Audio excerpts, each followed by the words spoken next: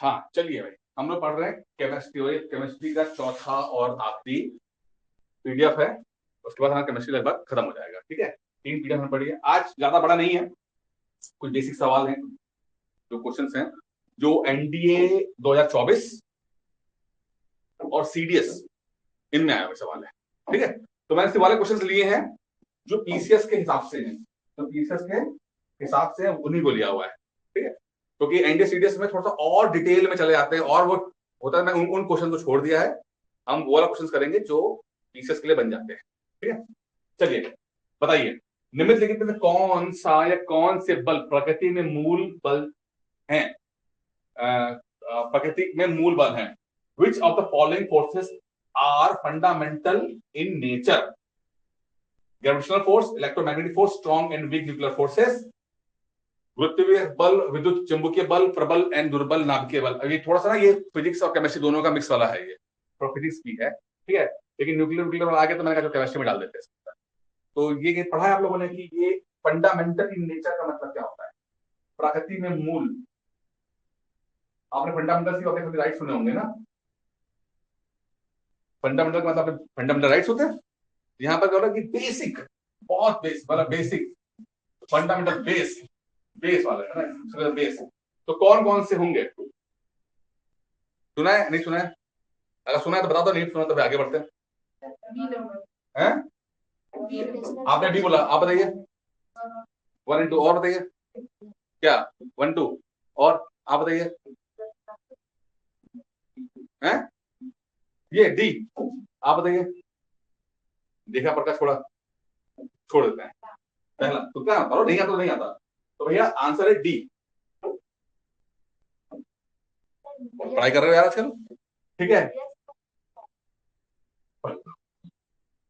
The 4 fundamental forces of nature आया। The 4 fundamental forces of nature are gravitational force, weak nuclear forces, electromagnetic forces and strong nuclear forces. चारों दिए गए थे। Weak and strong nuclear force बोला था, उसमें दो के मतलब दो में एक मिक्स कर दिया था। ठीक है, तो 4 तरह के फोर्सेस हैं, 4 तरह के फंडामेंटल फोर्सेस के बारे में बात की गई है।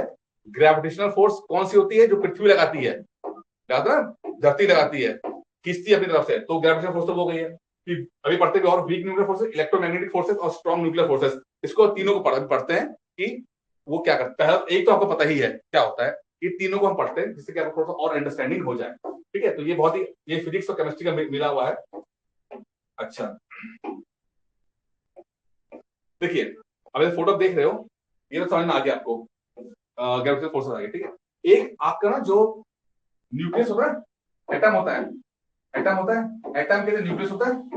ठीक है, न्यूक्लियस में आपके जो प्रोटॉन और न्यूट्रॉन जो होते हैं, ठीक है, तो उनका और जो इलेक्ट्रॉन होते हैं, ये आपस में जो ये फोर्स लगा रहे होते हैं एक दूसरे के लिए। प्रोटॉन मतलब न्यूक्लियस जो है वो इलेक्ट्रॉन को खींच रहा है, ठीक है ना। ये जो आपस में फोर्स लगा रहे हैं इसे बोलते हैं strong forces bind the nucleus. ये जो न्यूक्लियस के अंदर प्रोटॉन और न्यूट्रॉन वाला जो फोर्स लग रहा है उसे बोलते हैं स्ट्रॉन्ग न्यूक्लियर फोर्सेस। ठीक है, ये आपको पता ही लग गया है। ठीक है, एक आता आपका इलेक्ट्रो रेडियो एक्टिव डिके। जो रेडियो एक्टिव होता है, यानी कि जो कोई चीज रेडियो एक्टिविटी से, ठीक है, वो चीज जो डिके करती है, जैसे कि आपका यूरेनियम था, वो डिके करता है, डिके मतलब खराब होना।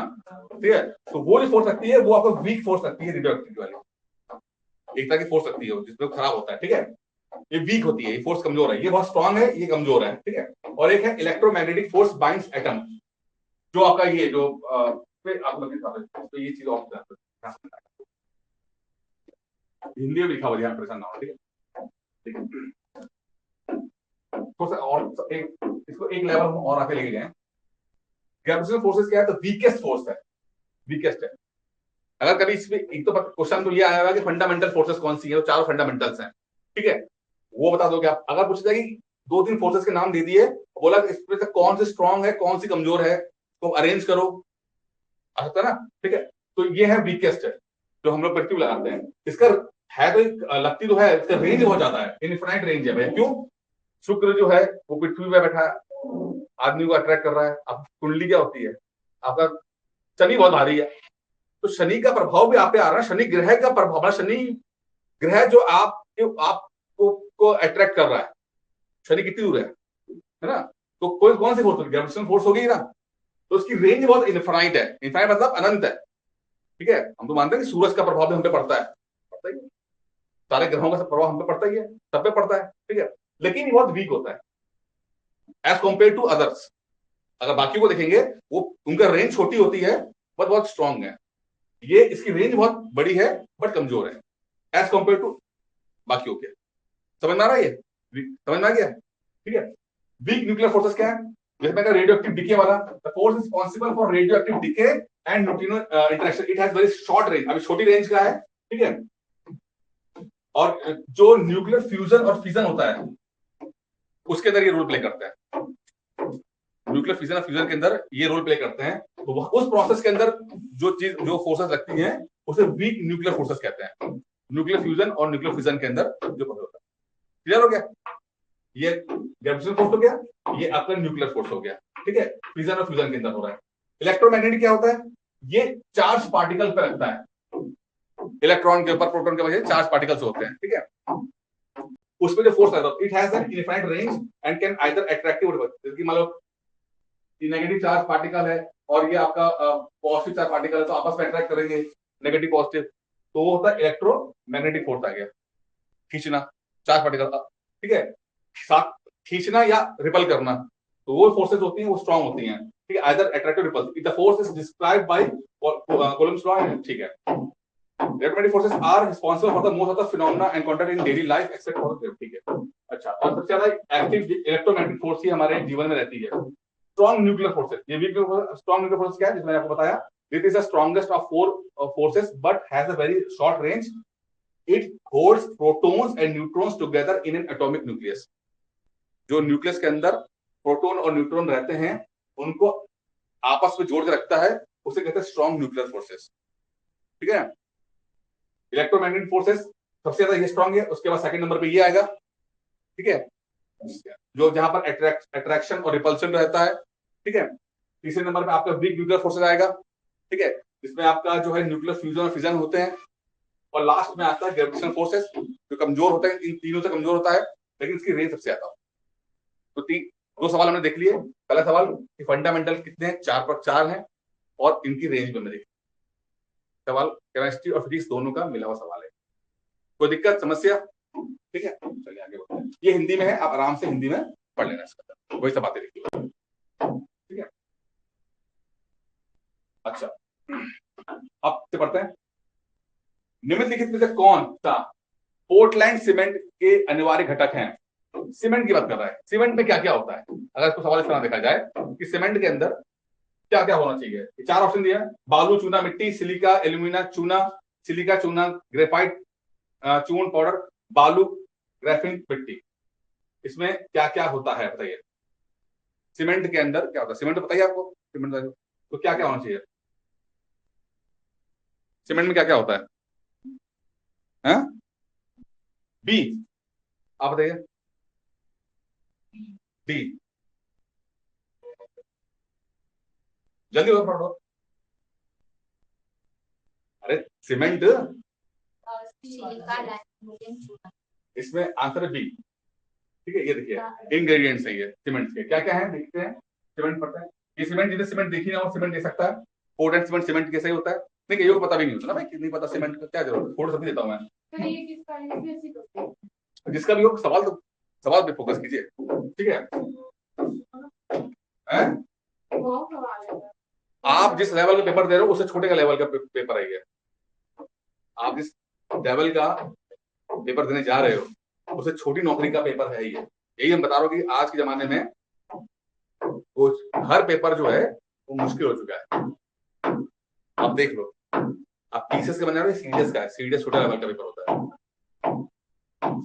वो कल आप तो आए नहीं, कल एनडीए वाला था तो उससे खतरनाक था, कल तो वो तो 12th पास बच्चों का था एनडीए, तो लग रहा था कि पीएचडी होल्डर के बच्चे, पीएचडी वालों के बच्चों का पेपर है वो, ठीक है, वो सवाल तो मैं हटा ही दी, जो मुश्किल सवाल है, जो थोड़ा सा ज्यादा ही केमिस्ट्री वाले हैं, जो मुझे पता पीसीएस में नहीं पूछेंगे, उन्होंने हटा दी है, ठीक है, मैं तो सिर्फ आपको रखा इसकी संभावना बहुत ज्यादा है आने की, वही मैं दे रहा हूं आपको, और ये सवाल आप ये पूछ सकते, सीमेंट के बारे में बताऊं, सीमेंट क्या है, लाइम, सबसे इंपॉर्टेंट लाइम होता है, CaO, ठीक है, कैल्शियम ऑक्साइड, ठीक है, सिलिका, सिलिका है, ठीक है, लाइम में चुना होता, ठीक है, और एल्यूमिना, एल्यूमिना, सिलिका, हमें कम सीमेंट के अंदर पता होना चाहिए, सिलिका, एल्यूमिना और चूना, lime, silica, alumina, TaO, SiO2, OAl2O3, ठीक है, बाकी ये भी होते हैं, ये कम मात्रा में होते हैं, ठीक, क्या हो गया, बड़े खुश हो गए, 2 पे 2 राइट कर दिए तो अलग अलग फीलिंग आ रही है, पीसेस बन सकते हैं,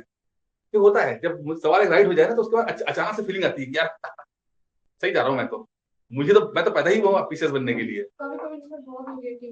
वो जब सवाल नहीं कर पाओ तो नेगेटिविटी आ जाएगी।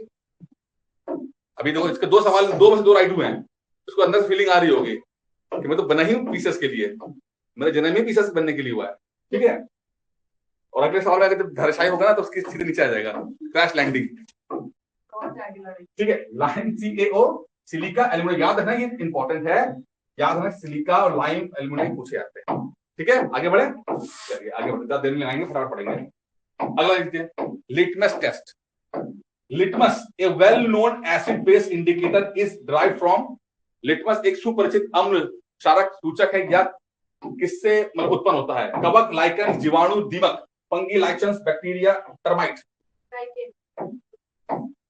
किससे होता है, लाइक, आप बताइए, आप बताइए, हैं, हाँ आप बताइए, दीमक पकड़ पकड़ के तुम टेस्ट करते हो, है, दीमक देखा भी है आज तक, दीमक कहाँ लगा होता है, दीमक कहाँ होते हैं, लकड़ी में होता है दीमक, लगे होता है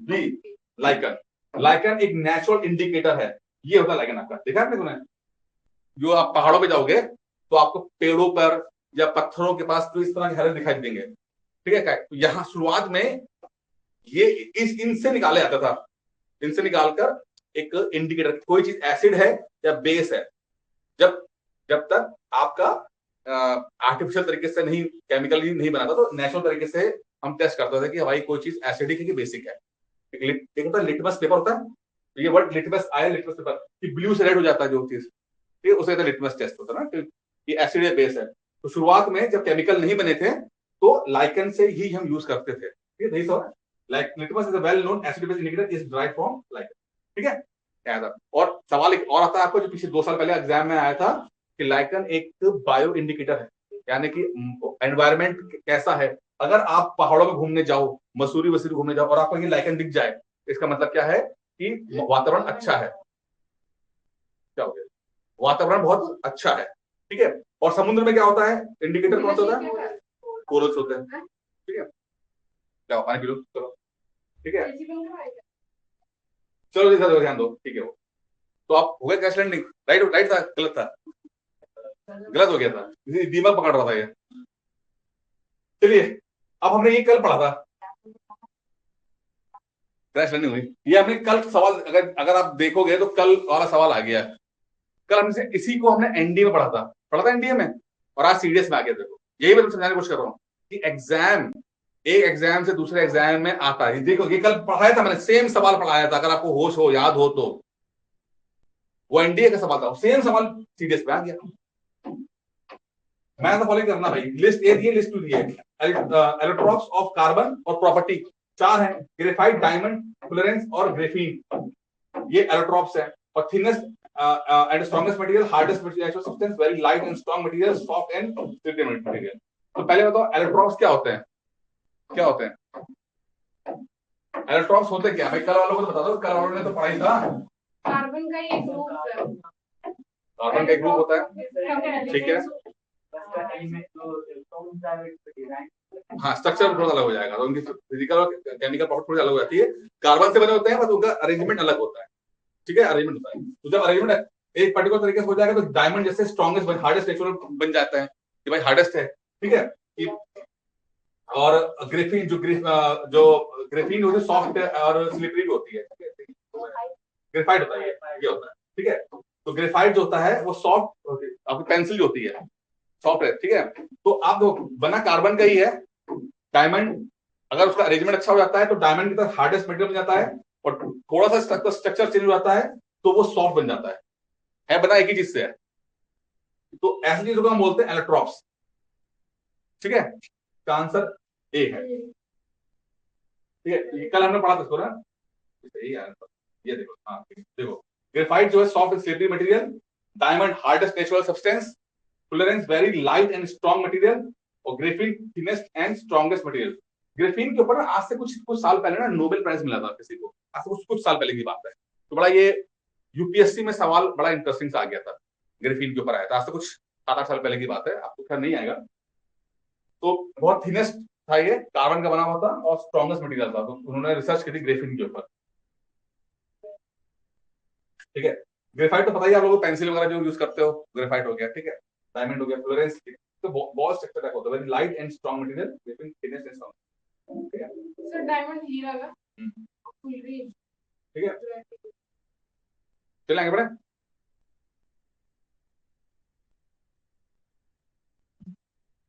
चलिए, वाटर गैस क्या होता है? Water gas is mixture of, water gas किसका है? आपने बी कहा, आप बताइए। वाटर गैस एक गैस होती है ना जो कि उसके कैलोरीफिक वैल्यू थोड़ी कम ही होती है, छोटे मोटे कामों में इस्तेमाल होती है, खाना पकाने काम तो नहीं आती, लेकिन इस्तेमाल हो कि लैब है, लैब के अंदर आपका बर्नर वगैरह होते हैं, इसके अंदर वहां काम आती है, कुछ और दिखावे काम आ जाती है, जहाँ पे थोड़ी कम मतलब चाहिए लेकिन हल्की फुल्की ऊर्जा चाहिए, तो ऐसी गैस होती है। कभी कभी दूसरी गैसों के साथ मिक्स करके भी ये काम कर लेती है। ठीक है, तो वाटर गैस कहते हैं, का आंसर क्या है? CO plus H2, CO plus जो CO प्लस H2। ठीक है, जिसमें हाइड्रोजन भी दिखाई दे रही है आपको, हाइड्रोजन। ठीक है, CO प्लस H2 है, तो ये आपका हो गया दम घुटू गैस, और हाइड्रोजन तो हाइड्रोजन है ही है। ठीक है, CO प्लस H2।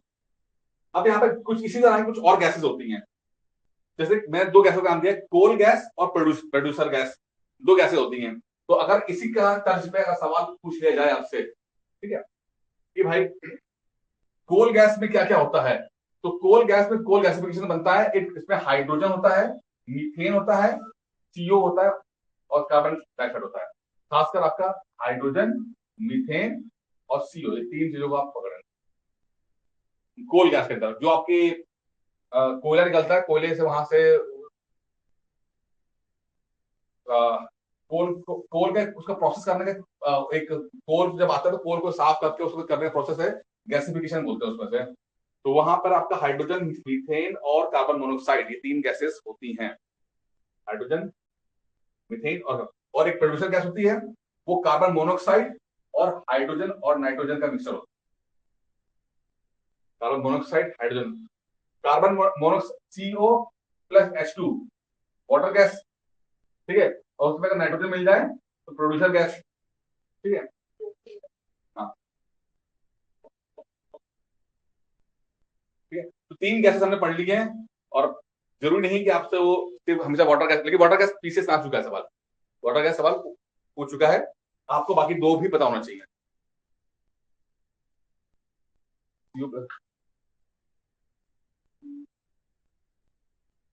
ठीक है, आगे बढ़े। ये इसका फॉर्मूला है, ये हिंदी वाले हिंदी पढ़ लेंगे। चलिए, human body works in the pH range of 6.8 से 7.2, 7.0 से 7.8, 6.5 से लेकर 7.5, 6.5 से लेकर 8.0, एक रेंज दी ह्यूमन बॉडी।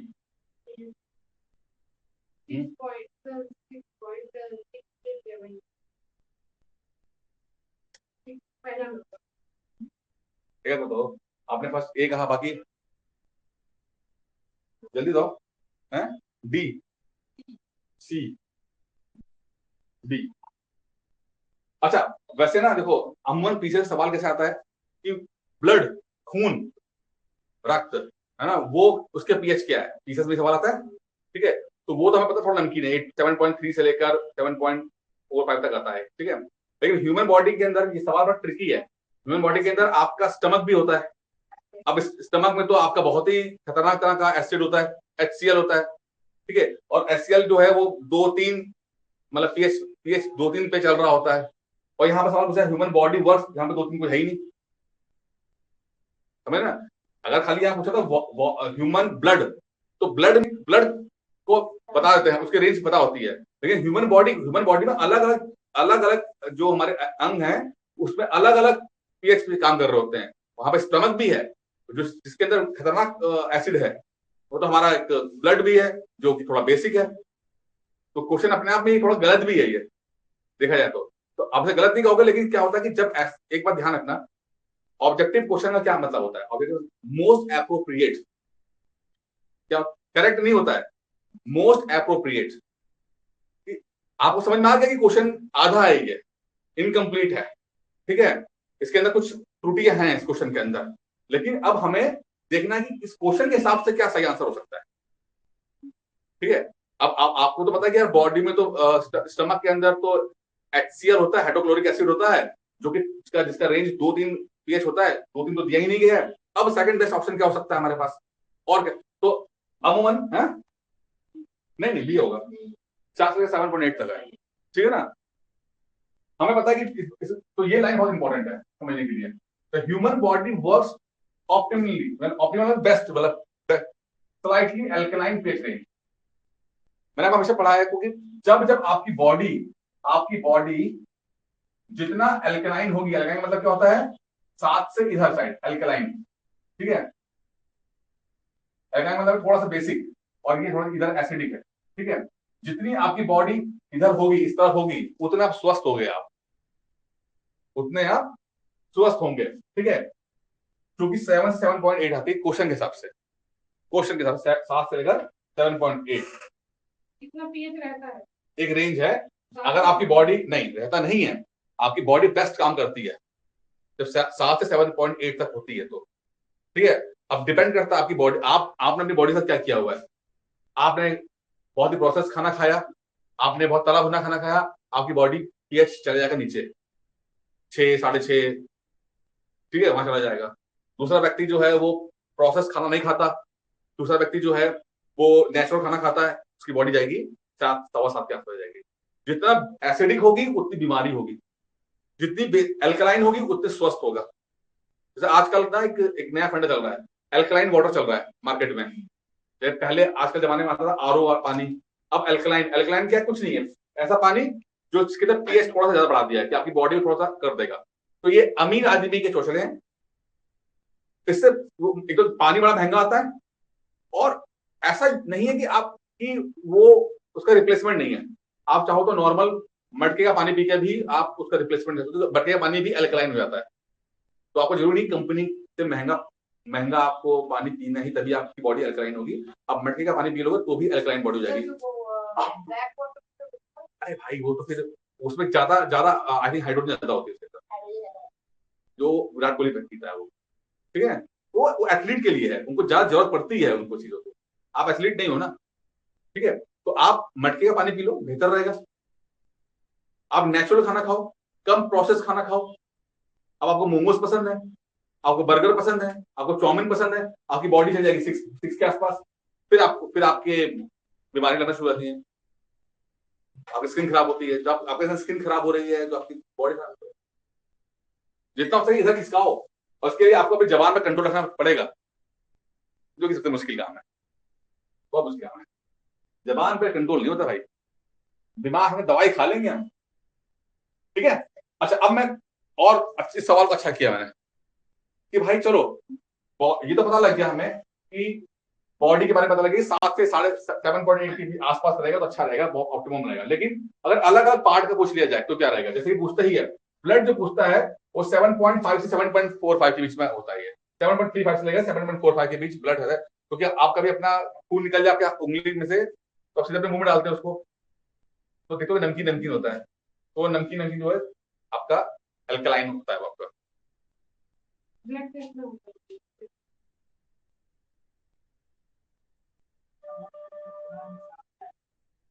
ठीक है, स्टमक देखिए 1.5 से 3.5, मतलब बिल्कुल पीएच स्केल की साथ है, ये यहां पर है, बिल्कुल आ गई है। कहां पर है, स्टमक के अंदर, पेट के अंदर, यहाँ पे क्या करता है कि भाई हार्मफुल बैक्टीरिया मारता है आपका, खाना खा के आप जो चबा के आपके पेट में पहुंचता है, काइम, CHYME काइम, ठीक है, लुगदी, हिंदी में लुगदी बोलते हैं, उसमें जो बैक्टीरिया रह जाता है तो उसको मारेगा, तभी मारेगा जिसके अंदर एसिड होगा, एसिड से मरता है, ठीक है। तो अगर स्टमक की पूछेगा तो 1.5 से लेकर 3.5 होता है। इतना खतरनाक आपका है। अगर गलती से अगर आपने हाथ लगा दिया, आपका हाथ जल जाए, गल जाएगा, आपकी बॉडी ही आपको। इसलिए हमेशा ना एक, ये आपका स्टमक है ना, पेट, तो पेट के ऊपर एक इनर साइड में एक लेयर लेयर होती है, कुछ लेयर कुछ बोलते हैं यार, मुझे याद नहीं आ रहा क्या। तो, कभी कभी तो यहाँ पर ये आपका, ये आपके बॉडी पे ये HCl है, तो ये लेयर जो है वो बचाती है आपको। जैसे जलन अल्सर, कभी कभी तो अल्सर में अल्सर ये घाव है, ये जो लाइनिंग होती है ना, ये लाइनिंग घट जाती है, तो फिर जो अंदर एसिड बाहर आ जाता है। पेट में जो जलन होती है ये नहीं होती, वो दूसरा था। ठीक है, सलाइवा, ये एक और सवाल आता है वो अल्कलन वाला चीज। सलाइवा, ये पढ़ लिया आपने, ये इंपॉर्टेंट है, ये इंपॉर्टेंट है। सलाइवा, थूक, थूक भी आपका थोड़ा सा एसिडिक होता है, एसिडिक होता है, ज्यादा एसिडिक होता है, रेंज 6.2 से 7.6 के। तभी तो आप जैसे आप खाना, एक सवाल पूछाता है कि डाइजेशन प्रोसेस कहाँ शुरू होता है, डाइजेशन मुंह से शुरू हो जाता है। सबसे पहले वो आपका जो सलाइवा होता है वो खाने, उसमें जो एंजाइम्स होते हैं वो पहले से पहले मुंह के कीड़े को, जो छोटे मोटे बैक्टीरिया, उनको मारता है, फिर वहां से प्रोसेस शुरू होता है। थोड़ा सा एसिडिक है, हल्के फुल्के वाले जो हैं वो मर जाते हैं। ठीक है, तो इनिशियल डाइजेशन लिखा हुआ है। ठीक है, चलिए यूरिन, देखिए थोड़ा सा ये एसिडिक से लेकर बेसिक 4.5 से लेकर 8.0 तक है, तो ये बेसिक साइड ज्यादा हो रहा है इसके अंदर। ठीक है, स्किन भी थोड़ा सा एसिडिक, बेसिक 4.5। अरे यार देखो ना, to protect against harmful bacteria fungi. कैसे मारोगे बैक्टीरिया को, बताओ। शरीर के ऊपर, शरीर के ऊपर जो बैक्टीरिया, आप गए मार्केट में घूमने के लिए जाते हो ना, वहां पर आप गर्मी में, धूप में, भीड़ भाड़ के अंदर आपके शरीर के ऊपर बैक्टीरिया आ गए तो कैसे करेगा? आप तो नहाते नहीं हो, तो कम से कम शरीर को तो स्वस्थ रहना अपने आप को। ठीक है, तो उसमें थोड़ा आपको एसिडिक कर, बेसिक एसिडिक कर करो। ठीक है, ये हो जाएगा। ये बाकी दो इंपॉर्टेंट नहीं है, पढ़ जाने के, थोड़ा आइडिया क्लियर चाहिए, समझना। अगर पूरी बॉडी का पूछेगा तो 7 to 7.8। ठीक है, अगर स्टमक का पूछेगा 1.5 से 3.5, अगर आपका ब्लड का पूछेगा 3.75 से 3.45। ठीक है, और सलाइवा 6.2 से 7.5। ठीक है, चलिएगा सवाल। which one among the following compound has sweet and fruity smell? बहुत प्यारी सी, मधुर और फूल फल जैसी होती है सुगंध। Ethyl alcohol, acid, ethyl acetate और एसिटोफिनोन। स्मेल, खुश, इथाइल अल्कोहल दारू की, वही होता है, दारू तो होता है। इथेनॉल, ये तो है इथेनॉल। हाँ, तो ये बोल रहे ना कि दारू की, इथाइल अल्कोहल दारू तो होती है। इथाइल अल्कोहल, मिथाइल अल्कोहल देसी दारू होती है, जिसमें लोग पी के मरते हैं, और इथाइल अल्कोहल जो है आपको पीने वाली दारू होती है। बी होगा फिर, ठीक है, बी और डी क्या है? बी रहेगा। बी, आपने क्या बोला? तुम बता, तो कैसे लग रहा है? एसिटिक का मेन अच्छा, पढ़ के आ रहे हो? नहीं, आज खुद अब सीरियस हो गया है कि मेरे सब राइट जा रहे हैं मेरे आंसर। अब गड़बड़ करेगा। मुझे नहीं पता। D, ethyl acetate. ठीक है, हैं? ठीक है, सी है ethyl acetate. Ethyl acetate is commonly used as a solvent in paint. कहां इस्तेमाल होता है? पेंट में। फिर जाते हो मकान के, नया पुताई हुई हो, क्या खुशबू लगती है, मजा आता है ना, मजा। ठीक है, तो वो खुशबू इथाइल एसीटेट की होती है। सवाल ऐसे पूछेगा आपसे, देखो इस तरह पूछेगा आपसे कि पेंट में खुशबू आती है, कहां से आती है इथाइल एसीटेट? पेंट को सुन लेना। नेल पॉलिश, नेल पॉलिश पे जो होती है खुशबू, नेल पॉलिश रिमूवर, सॉरी ये सवाल इंपॉर्टेंट है। नेल पॉलिश रिमूवर में जो स्मेल आती है वो इथाइल एसीटेट की होती है। वो अलग होती है, वो इथाइल एसीटेट की होती है, तो पेट्रोल की होगी। ठीक है, अच्छा वही सुन लेना। ठीक है, कहाँ नहीं होता है, तो भाई फ्रूट फ्रूट के, अरे भाई ये नेचुरली तो हो सकता है कि हो सकता है, कौन सा केमिकल बनाया हुआ है ये? इथाइल एसीटेट तो नेचुरली भी तो बनते होंगे। क्यों फ्रूट्स के अंदर क्यों होते नहीं क्या? अरे सवाल हो क्या है यार? किस यौगिक में गंध कौन सा केमिकल मधुर और फल जैसी होती है, फल जैसी मैंने फलों के अंदर होती है, मतलब फलों के अंदर इथाइल एसिडेट होना चाहिए, जो स्मेल फलों के अंदर आ रही है वो जो बाकी वो किसके से आ रही है, इथाइल एसिडेट की से आ रही है, जो सेम खुशबू जो है पेंट में, कोटिंग में और नेल पॉलिश रिमूवर में होती है। तो फल के अंदर तो इथाइल एसिडेट होता ही है ना, केमिकल तो उसके अंदर भी होते ही है, ठीक है। तो इथाइल एसिडेट की खुशबू है जो इन सबको एक ही खुशबू होती है, ठीक है। अब आगे चलिए, बिच्छू बूटी नाम सुना है आपने? कभी ना वो होता है गांव में जाओगे ना, तो अगर बिच्छू एक पेड़ होता है, वो पेड़ अगर लग जाए, टच हो जाए, तो अगर आपने उसको खुजा दिया, ठीक है, तो पूरा का पूरा आपके शरीर पे खुजली खुजली खुजली खुजली हो जाती है।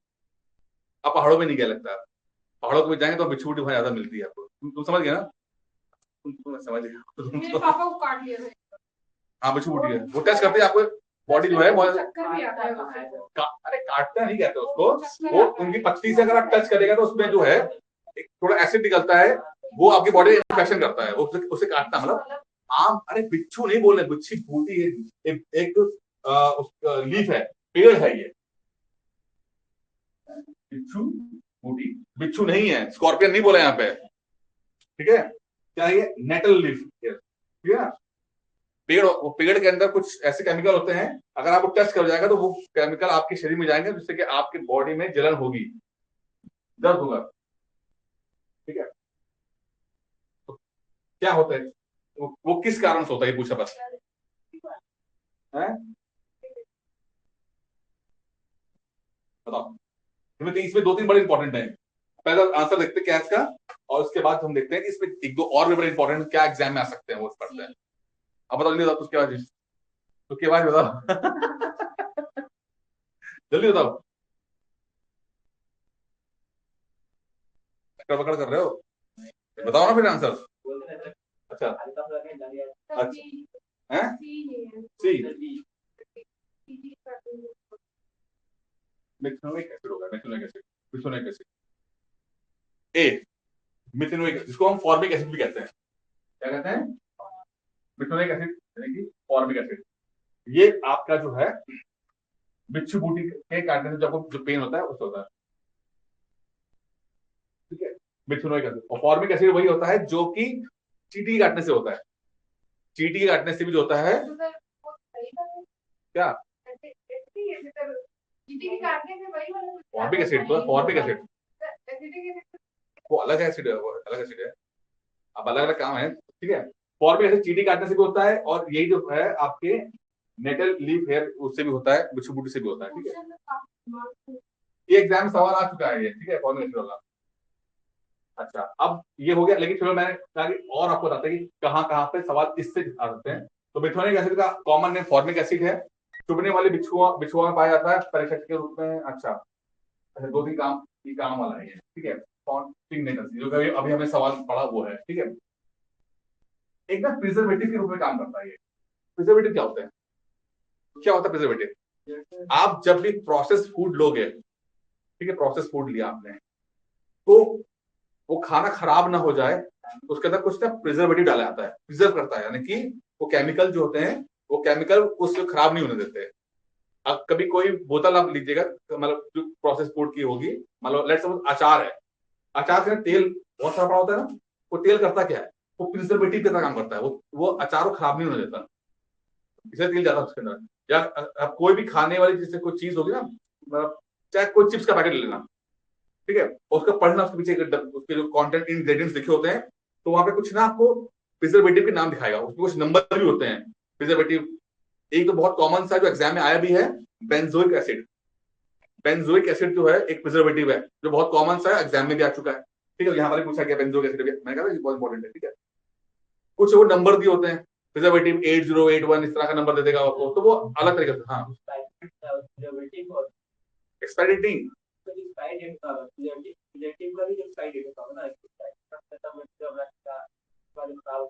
तो उसी हिसाब से तो लिखा होता है ना, best use before 2 months before, लिखा होता है ना, तो मैंने, ठीक है। तो प्रिजर्वेटिव का समझ आ गया ना कि वो चीज को जो है बचाता है। तो मिथेनोइक एसिड कहीं कहीं पर जो है एज अ प्रिजर्वेटिव भी काम कर सकता है, ठीक है, कहीं और ये एक जो पढ़ा था बिच्छू बूटी काटने से भी होता है, ठीक है। इथेनोइक एसिड जो है, जिसको हम एसिडिक एसिड कहते हैं, इथेनोइक एसिड को एसिडिक एसिड कहते हैं ये, ठीक है। वो विनेगर में मिलता है आपको। आप रेस्टोरेंट में आते हो, रेस्टोरेंट में जो आपको जो बढ़िया से आपका जो प्याज मिलता है, प्याज में जो आपको बड़ा जो खाने को होता है, उसे क्या बोलते हैं हम लोग? सर विनेगर यानी कि सिरका ना? सिरका, ठीक है। लेकिन सिरका में एसिडिक एसिड पाया जाता है, इसलिए वो अरे इधर देख के आंख खुल के देखो तो समझ में आएगा कुछ आपको। यहाँ पे क्या लिखा हुआ है? एसिड नेम और कॉमन नेम, ठीक है। इथेनोइक एसिड जो है वो टेक्निकल नेम है, और आपका जो कॉमन नेम क्या है? एसिडिक एसिड है ये, ठीक है। और ये भी एक तरह का प्रिजर्वेटिव का काम करता है। तो दो तीन तरह के प्रिजर्वेटिव हैं ये, ठीक है। ये भी काम कर रहा है, ये भी काम कर रहा है, और बेंजोइक एसिड भी है, तीसरा भी है, ठीक है। तो थोड़ा ध्यान रखना है। तो एसिडिक एसिड ऐसा विनेगर में काम करता है, यानी सिरके में काम करता है, और फूड प्रिजर्वेटिव का करता है। प्रोपियोनिक एसिड वो चीज में काम आता है, चीज में, ठीक है। और वो जो बेक्ड फूड होता है वहां पे एज अ प्रिजर्वेटिव काम करता है। बेक यानी कि जो आपके बेकरी वाले में होता है, उस पर आता है। बुटोनिक एसिड वो आपका वो रैंसिड बटर में आता है, प्रोड्यूस ड्यूरिंग फर्मेंटेशन, बटर में काम आता है। ये एग्जाम आ चुका है, ध्यान रखना बेटा। ये बुटोनिक यानी कि बुट्रिक एसिड बटर में आता है काम। तो मुझे याद आ गया कि मैंने पढ़ा था, तो मैंने बटर से बटरिक एसिड हो गया था, तो मैंने इस तरह याद किया था, ठीक है। तो मुझे अपना याद आ गया। बेंजोइक एसिड प्रिजर्वेटिव में आता है in food and beverages found in some fruits and, ठीक है। तो तीन चार चीजें हैं, बहुत इंपॉर्टेंट है, इनको करो। ये प्रिजर्वेटिव के बाद सवाल आ जाते हैं,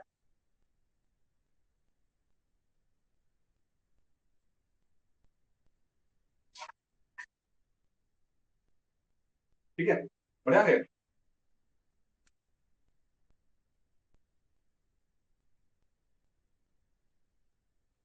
इंपॉर्टेंट ध्यान रखना, बस सब नोट कर लेना, बहुत इंपॉर्टेंट है ये, बहुत पूछे आते हैं। अगर आप अपने घट्टा चक्र देखोगे तो उसमें एक दो सवाल आपको आए हुए दिखाई देंगे आपको, ठीक है। चलिए आगे बढ़ते हैं, देखो फटाफट।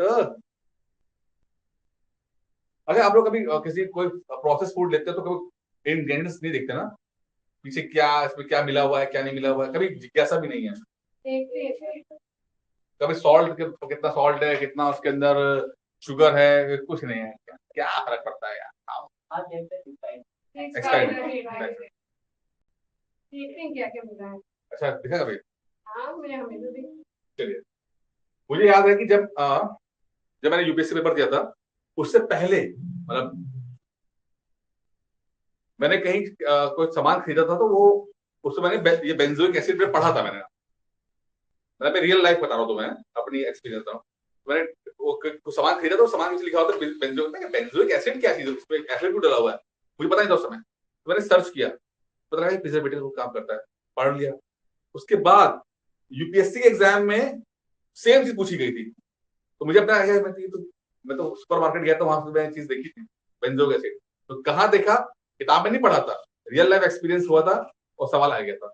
इसलिए अगर आप जितना चीजों को इंटरकनेक्ट करके पढ़ोगे ना आपस में, आपको सच बता रहा हूँ, आपको बहुत सारी चीजें एग्जाम में दिख जाएंगी आपको।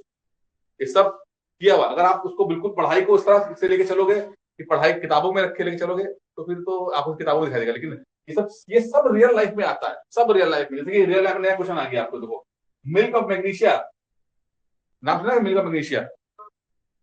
ये रियल लाइफ है। देखो मिल्क ऑफ मैग्नीशिया किस नाम से आता है, बताइए। मिल्क ऑफ मैग्नीशिया को किस नाम से आता है?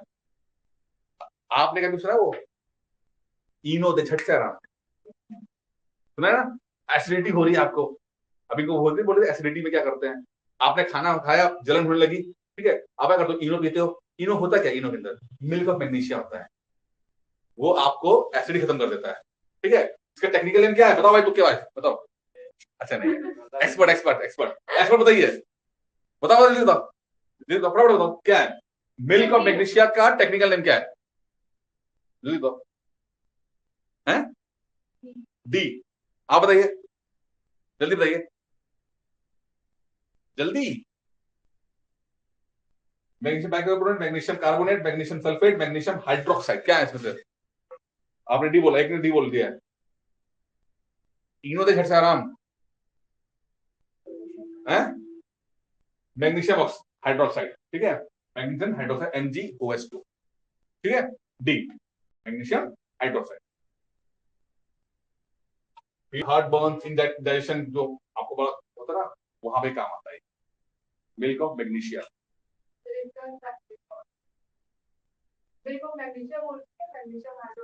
हाँ टेक्निकल मैग्नीशियम हाइड्रोक्साइड है उसको, जो क्योंकि वो थोड़ा सा लिक्विड हल्का सा होता है तो उसको मिल्क ऑफ मैग्नीशिया प्यार से बोलते हैं। प्यार से, ये प्यार वाला नाम है milk of magnesia, nickname उसका है, ठीक है। टेक्निकल नेम उसका पूरा नाम जो है मैग्नीशियम हाइड्रोक्साइड है, ठीक है। आगे बढ़े, इंपॉर्टेंट है ये, ध्यान रखना इस बात का।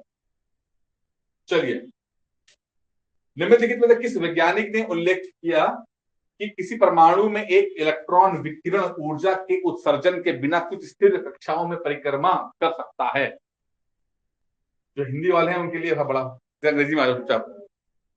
Which one of the following scientists mentioned that an electron in an atom could revolve in certain stable orbits without the emission of radiant energy? ये चार साइंटिस्ट हैं, बोला इन चार साइंटिस्टों में से किसने कहा था कि जो इलेक्ट्रॉन है, ये होता है आपका न्यूक्लियस होता है आपका, और उसके इर्द गिर्द इलेक्ट्रॉन घूमते हैं, ठीक है, ये घूमते हैं इलेक्ट्रॉन। कहता है कि इसने बोला कि किसने कहा था कि ये इलेक्ट्रॉन जो है वो अपनी ऑर्बिट में, अपनी कक्षाओं में घूम सकते हैं बिना कोई रेडिएंट एनर्जी को रिलीज किए हुए। थॉमसन ने इलेक्ट्रॉन की खोज की थी, ये थ्योरी नहीं दी थी, नील्स बोर, ठीक है। दिखाता हूं, ये दिखा आपका बोर्स मॉडल ऑफ एटम कहते हैं इसको। अच्छा, ये समझो कक्षाएं हैं, ठीक है। ये आपका न्यूक्लियस हो गया, ये पहला गोला जो है पहली कक्षा, दूसरा गोला दूसरी कक्षा, तीसरा गोला चौथी कक्षा, ठीक है ना। जब ये कोई इलेक्ट्रॉन इन कक्षाओं में घूमता है तो स्टेबल फॉर्म में होता है, वो स्टेबल, कोई एनर्जी रिलीज नहीं कर रहा है। अगर वो कक्षाओं के आसपास होता है, ऊपर नीचे कहीं होता है, ठीक है, ऊपर, तो अनस्टेबल है, ठीक है, या तो एनर्जी लेगा या छोड़ेगा, तब जाके वो स्टेबिलिटी पाएगा। तो वो क्या, उसने क्या था कि अगर कुछ ऐसी कक्षाओं में घूमना है, electron in atom could revolve in a certain stable orbit, certain stable orbits, ऐसे ऑर्बिट जहां जो स्टेबल ऑर्बिट है, जहां पर घूमोगे तो कोई आपको एनर्जी नहीं निकलेगी आपकी, ये नील्स बोर ने कहा था, ठीक है। इसलिए जो हम तक जो दिखाते हैं अपना गोल गोल दिखाते हैं, वो स्टेबल ऑर्बिट दिखाते हैं, लेकिन इलेक्ट्रॉन्स जरूरी नहीं कि ऐसे घूमते रहते हैं, कभी ऊपर ऊपर से घूमेंगे तभी तो एनर्जी रिलीज करते रहते हैं, ठीक है। चलिए, अल्बर्ट आइंस्टाइन ने क्या किया था, रदरफोर्ड ने क्या किया था, रदरफोर्ड, थॉमसन ने क्या किया, इलेक्ट्रॉन, रदरफोर्ड ने क्या किया, प्रोटॉन, नील्स बोर तो पढ़ ही लिया हम लोगों ने, ठीक है। अल्बर्ट आइंस्टाइन क्या किया, तो फिर एडिसन ने क्या किया था, इलेक्ट्रॉन का ऊर्जा E बराबर E equal to mc square, ठीक है, ये बोला था। और क्या बोला था, theory of relativity, theory of relativity सापेक्षता का सिद्धांत से कहते हैं, वो भी नहीं पढ़ा। चलो अपना टॉप। अच्छा, आइंस्टाइन को नोबेल मिला कभी, किसने मिला, गलत। मैं यही समझाया उस दिन भी कहा था कि एल्बर्ट आइंस्टाइन को नोबेल जो मिला था वो इसमें नहीं मिला था, किसमें मिला था बताओ, फोटो इलेक्ट्रिक इफेक्ट में। सवाल यार आज के एग्जाम में कुछ कर दी, तो होश नहीं रखना, और यार चलो बताओ, and antibacterial enzymes present in saliva and tears, आंखों में आंसू में, और जो आपकी सलाइवा, ठीक है, उसमें किस तरह के एक एंटीबैक्टीरियल एंजाइम होते हैं। ये तो कुछ मसा आ गया, बायो का आ गया, चलो आ गया तो आए। तो कौन से आपकी आंखों में आंसू में कौन सा एंजाइम होता है जो कि सारे बैक्टीरिया वगैरह मार देता है, कौन सा, एबीसीडी है, ए, और बताइए, सी नंबर है, लाइसोसोम, ठीक है, ठीक है, ये बायोलॉजी वाला आ गया तो छोड़ सकते हैं, मतलब लिख दिया। चलिए अब इंटरेस्टिंग आ गया, the correct order of octane number, octane number के बारे में पता करना है, of butane, pentane, hexane and cyclohexane is, butane, pentane, hexane और साइक्लोहेक्सेन की ऑक्टेन संख्या का सही क्रम क्या है, टेक्निकल नेम है भाई। पहले ऑक्टेन नंबर होता क्या है, ऑक्टेन नंबर क्या होता है ये समझते हैं, चलो कोई बात नहीं समझते, चलिए फिर समझाता हूं आपको।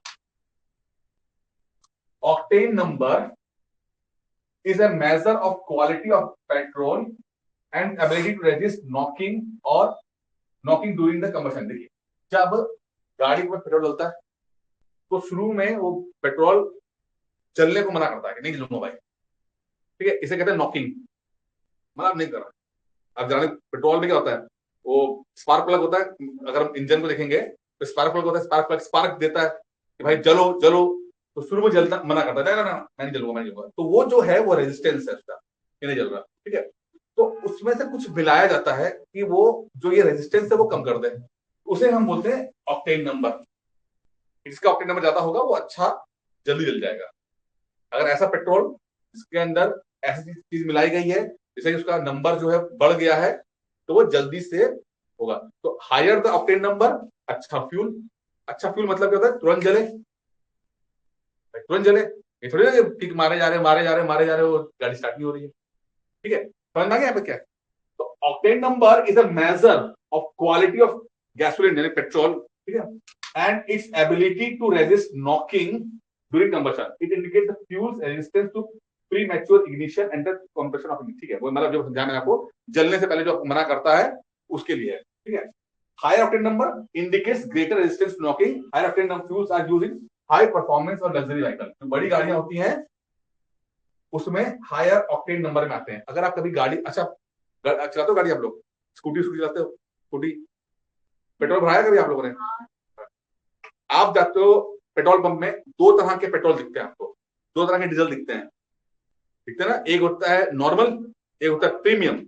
प्रीमियम होता है तो नॉर्मल में लोअर ऑक्टेन नंबर वाला पेट्रोल होगा, और जो प्रीमियम होगा उसके अंदर हायर ऑक्टेन नंबर वाला होगा, इसलिए वो महंगा होता है, ठीक है। तो अगर आप अच्छा लेकिन भराते नहीं हो, मुझे पता है भराते नहीं हो, सस्ते वाला भराते हो, नहीं भराती हो है? वो ऐसे भी कंपनी के नाम है वो तो, हाँ यही यही यही इंजन से समझ में आ गया कि जल्दी जल जाएगा, फटाफट फुल जलेगा। तो अगर आपको अपनी गाड़ी से बहुत प्यार है और चाहते हो कि देर तक आप चलाओ उस गाड़ी को, ठीक है, पापा नई गाड़ी न दिले आपको, तो आप अपनी गाड़ी में महंगा पेट्रोल भराइए, प्रीमियम वाला भराइए, ठीक है। क्लियर हो गया? यहाँ पे देखिए पेंटेन का 62 नंबर है, ये रखने वाला है। हेक्सेन का 69 है, बुटेन का 93 है, और साइक्लोहेक्सेन का 97 है। सबसे ज्यादा ये हो गया, फिर 93 वाला ऑक्टेन नंबर है, ठीक है। समझ में आ गया ऑक्टेन नंबर क्या है? अगर एग्जाम में सवाल पूछेगा ऑक्टेन नंबर तो बता देना, ठीक है। अच्छी गाड़ी, अच्छे जो प्रीमियम गाड़ियां होती हैं उसके अंदर हायर ऑक्टेन नंबर क्या पेट्रोल होता है, एंटी नॉकिंग। ये सवाल आया था कि ऑक्टेन नंबर क्या करता है, एंटी नॉकिंग लेते हैं, सिंपल सवाल। आज मैं टेक्निकल नंबर बता दिया आपको। सिरका क्या चीज है, व्हाट इज विनेगर? आप थोड़ा आगे बढ़ो, क्या है विनेगर? ही विनेगर आ रहा है, क्या है विनेगर? जल में एसिडिक एसिड का 5 से 8% घोल, जल में कार्बोनिक एसिड का 5 से 8% घोल, जल में एथेनॉल का 5 से 8% घोल, जल में प्रोपियोनिक एसिड का 10 से 15% घोल। 5 से 8% सोल्यूशन ऑफ एसिडिक एसिड है, ठीक है। Ethanol via acetic acid bacteria, ठीक है, वो एसिडिक एसिड होता है जो 5 से 8%, ठीक है। ए है आंसर, 5 से 8% है। क्यों? चलो ठीक है, अच्छा चलो। निम्नलिखित में से किस किस उत्प्रेरक प्रणाली का उपयोग असंतृप्त हाइड्रोकार्बन्स को संतृप्त यानी कि यहाँ पे दो तरह के हाइड्रोकार्बन्स हैं। हाइड्रोकार्बन्स क्या चीज होते हैं, मैंने कहा था कि जहां पर ये ऐसे कार्बन होते हैं ना, कार्बन हो और यहाँ पर हाइड्रोजन भी लगा हो, ठीक है, तो उन्हें हाइड्रोकार्बन्स कहते हैं। जैसे कि अगर एक सी है तो मीथेन हो जाएगा, अगर दो सी वाले हैं तो क्या हो जाएगा, इथेन, ठीक है। 3 सी है तो आपका प्रोपेन, ठीक है, 3 प्रोपेन हो ना, C3H8, ठीक है, इस तरह। तो इन्हें हाइड्रोकार्बन्स कहते हैं, इन सबको हाइड्रोकार्बन्स कहते हैं। जहां पे हाइड्रोजन और कार्बन से बनी हुई चीजें होती हैं उन्हें हाइड्रोकार्बन्स कहा जाता है। कुछ ऐसे भी होते हैं, कुछ ऐसे भी होते हैं, ठीक है ना, डबल, जहां पर डबल बॉन्ड होता है, और कहीं ऐसे सिंगल वाला भी होता है, सिंगल बॉन्ड वाले। जहां डबल बॉन्ड वाले होंगे उन्हें बोलेंगे अनसैचुरेटेड हाइड्रोकार्बन्स, अनसैचुरेटेड, असंतृप्त हाइड्रोकार्बन्स, डबल बॉन्ड वाले। जहां सिंगल बॉन्ड वाले होंगे उन्हें बोलेंगे संतृप्त हाइड्रोकार्बन यानी सैचुरेटेड हाइड्रोकार्बन, ठीक है। दो तरह के हाइड्रोकार्बन हैं। अब बोलोगे सर क्या पढ़ा रहे हो ये चीज?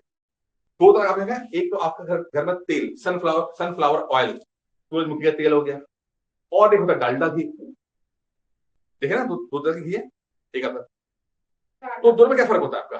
कौन सा इसमें सैचुरेटेड है, कौन सा अनसैचुरेटेड है, कौन सा डबल बॉन्ड वाला है, कौन सिंगल बॉन्ड वाला है, कौन सा खाने के लिए अच्छा है, कौन सा खराब है? सनफ्लावर अच्छा है, ठीक है, क्योंकि वो है अनसैचुरेटेड, ठीक है, डबल बॉन्ड वाला है और वो रूम टेम्परेचर पे लिक्विड फॉर्म में रहता है। डालडा जो है रूम टेम्परेचर पे थोड़ा सॉलिड फॉर्म में रहेगा, सेमी सॉलिड फॉर्म में रहेगा, सैचुरेटेड रहता है, ठीक है। यहाँ पे ये सवाल, ये अपने आप में सवाल है जो मैंने अभी आपको समझाया, ठीक है। अच्छा, अब कहते हैं कि भाई अगर किसी को हमें अनसैचुरेटेड को सैचुरेटेड में कन्वर्ट करना है तो हम कैसे कर पाएंगे? जैसे कि हमने हमारा सनफ्लावर ऑयल है, उसको घी बनाना है, तो कैसे बना पाएंगे? ठीक है, तो बनाने का तरीका क्या है, कह रहा है कि कैसे बनाओगे, यानी कि सिंगल बॉन्ड वाले को डबल बॉन्ड वाले को सिंगल बॉन्ड वाला बनाना है हमें, तो कैसे बनाया जाएगा उसे? एक बॉन्ड निकाल। हाँ, कैसे निकालोगे? ऐसे निकाल रहे हैं, ऐसे निकाल देंगे, किस प्रोसेस से निकालोगे? किस हाइड्रोजनेशन कहते हैं उसको, हाँ इसको बोलते हैं हाइड्रोजनेशन। हाइड्रोजनेशन क्या क्या करता है? हाइड्रोजनेशन क्या करता है? हाँ हाँ, सही जा रही हो, सही जा रही हो, बहुत बढ़िया। निकिल और हाइड्रोजन को जो होता है तो बोलता है आपका हाइड्रोजनेशन। बिल्कुल सही जा रहा है, बहुत बिल्कुल बढ़िया बोला हाइड्रोजन, ये क्या होता है, ठीक है ना। वेजिटेबल ऑयल आपका जो है डबल बॉन्ड वाला होता है, ठीक है, उस पे निकल के ऊपर, निकल एक कैटेलिस्ट का काम करता है, उस पे हाइड्रोजन को हम जब छोड़ते हैं तो ये वेजिटेबल घी बन जाता है, वेजिटेबल घी, डालडा, ठीक है ना। और ये डालडा वाला घी की पूड़ियां खा के आपको मजा आता है, मार्केट में जो मिलती है, जो सेहत के लिए बहुत खराब होती है, घर वाली मम्मी वाली बनाती है तो वो आपको मजा नहीं आता है क्योंकि वो तेल वाली होती है, लेकिन स्वस्थ यही होती है अनसेचुरेटेड। सैचुरेटेड घी वाली समझ में आ रहा है? हाँ, तो इसीलिए घी है, इसीलिए कह रहा हूँ वो सैचुरेटेड होता है, हार्ट के लिए खराब, सेहत के लिए खराब, आर्टरी के अंदर, आर्टरी में कोलेस्ट्रॉल भराएगा, घी होता है वहां पे। कभी डालडा कंपनी का नाम है, डालडा से company, Dalda is a product name. तो घी होता है, डालडा बहुत कम लोग खाते हैं, रिफाइंड डालडा सस्ता पड़ता है, डालडा सस्ता पड़ता है, हाँ ठीक है, आप पैसे मालदार हो गए, मोदी जी के राज में 15-15 लाख सबको मिल गया तो अमीर हो गए, क्या चक्कर? उस दिन मैंने नवरात्र में कन्या पूजन के लिए मैंने वो किया, कन्या को खाना वो करे, मिल जाए कन्या, तो मंदिर चला गया भाई, तो मोहल्ले में तो थी नहीं, ठीक है भाई, कोई मुझे भिखारी नहीं मिला यार, कोई लड़की नहीं मिली। मैंने कहा मोदी जी ने क्या सबको अमीर कर दिया क्या, कोई लेने को तैयार नहीं है। मैं 3-4 मंदिर घूमा मैं जाके, बड़ी मुश्किल से जाके कुछ 4-5 लड़कियां ही मिल पाई, 8 मिल भी नहीं पाई, 9 होती, सॉरी 9 मिल भी नहीं पाई मुझे, बताओ। मैं कहा, तब मैं समझ गया कि देश तरक्की कर रहा है हमारा, तब मैं समझ गया देश तरक्की कर रहा है कि हमें अगर मंदिर में भी अगर भिखारी ना मिले, समझ जाओ ये देश तरक्की कर रहा है। कन्या क्या नहीं, मतलब कुछ तो मिले, ये तो मोहल्ले में तो, अरे वो तो समझ जाओ, मतलब ऐसा भी मोहल्ले में कोई थी नहीं, तो वही मंदिरों में जाके मिलेंगी लड़कियां, वो कौन जो बेचारे होते हैं उन्हीं को खाना लड़कियां जो होती हैं, क्या करे कन्या। हो गया भैया, एक क्वेश्चन बताओ, चलिए बहुत सिंपल सा क्वेश्चन है।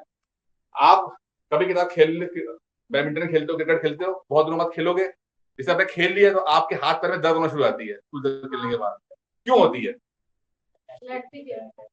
लैक्टिक एसिड बन जाता है आपका, क्या बन जाता है शरीर के अंदर? Lactic acid. होता क्या है, जो आपके मसल्स के अंदर जो मसल्स हैं वो जो बर्न करते हैं, अगर ऑक्सीजन की मात्रा ज्यादा होती है तब तो वो सीधे एनर्जी में कन्वर्ट हो जाते हैं, बहुत बढ़िया। लेकिन चूंकि आपको खेलने की आदत नहीं होती है, आपको सांस लेने की आदत नहीं होती है, आप मतलब डीप ब्रेथ नहीं करते हो, तो इन एब्सेंस ऑफ एयर या ऑक्सीजन, जब आपका जो मसल जो फैट है वो जब कन्वर्ट होता है तो लैक्टिक एसिड बनाता है। जैसे कुछ खिलाड़ी होते हैं, उनको क्या होता है, खेलने के साथ साथ उस खेल में सांस लेने की आदत पड़ जाती है, गहरी सांस लेने की आदत पड़ जाती है, उनकी बॉडी भी उस तरह यूज हो जाती है। लेकिन आप क्या करते हो, महीने 2 महीने में एक बार कभी खेल लिए बैडमिंटन, क्योंकि आपकी बॉडी तैयार नहीं है, आपको भी हैबिट नहीं है सांस लेने की, तो आपकी जो मसल्स बर्न करती हैं तो वो ऑक्सीजन की कमी के कारण जो करती हैं, तब वो लैक्टिक एसिड बनता है। और जब आप तब भारी भारी आपको महसूस होता है कि अरे हाथ तक बिल्कुल मोटे मोटे से हो गए हैं, ठीक है, वो आपको लैक्टिक एसिड कारण होता है। ये आपका पूरी राम कहानी होगी खत्म। अरे बीच में आ गया क्वेश्चन, थोड़ा सा बीच में आ गया, ठीक है, खत्म हो गया, ठीक है।